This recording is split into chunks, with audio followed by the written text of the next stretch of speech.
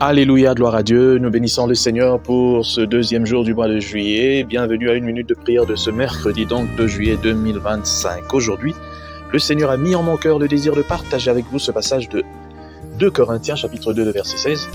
Au nom de Jésus, nous lisons ainsi, « Qui est suffisant pour ces choses ?» Qui est suffisant pour ces choses? C'est une question.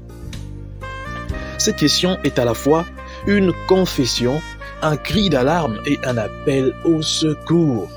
Une confession d'incapacité personnelle dans le service pour Dieu, un cri d'alarme à cause de l'immensité, l'urgence des besoins du monde et la nécessité d'une intervention divine.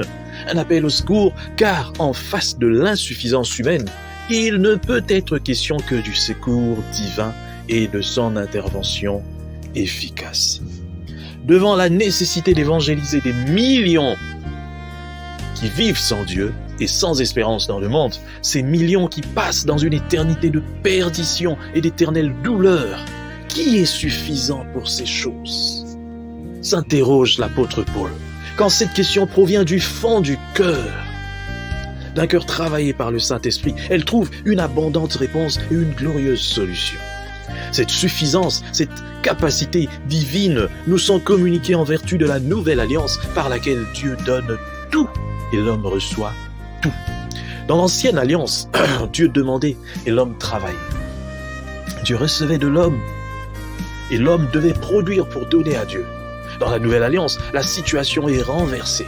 La parole de Dieu dit « Tout est accompli », résumant ainsi l'œuvre rédemptrice du Christ. L'homme apprend de Dieu à recevoir. Jésus-Christ a vaincu Satan.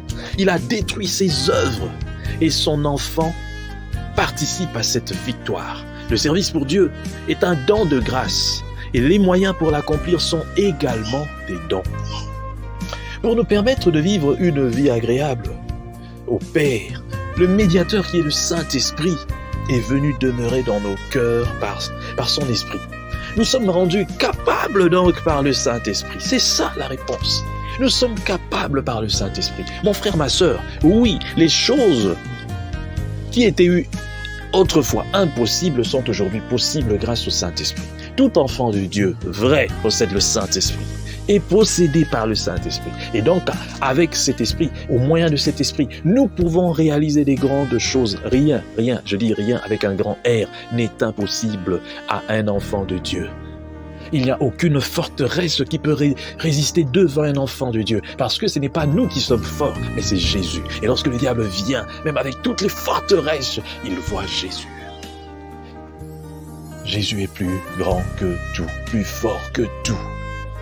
Voilà pourquoi même dans les moments les plus sombres de nos vies, il faut se poser la question, oh Seigneur, qui peut m'aider dans cette situation? Plutôt que de chercher les hommes, des femmes. Je dis, Seigneur Jésus, viens-moi en aide, je suis bloqué, je suis à bout, je ne peux plus rien. C'est ça la prière profonde, lorsque on sent qu'on est incapable, on ne peut rien. La dernière parole, c'est Jésus, viens-moi en aide. Et maintenant, je t'invite à prier aussi.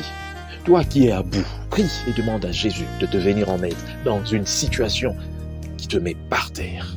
Que Dieu bénisse sa parole, qu'il bénisse tous ceux qui m'ont suivi et que cette parole atteigne les extrémités de la terre au nom de Jésus-Christ. Amen.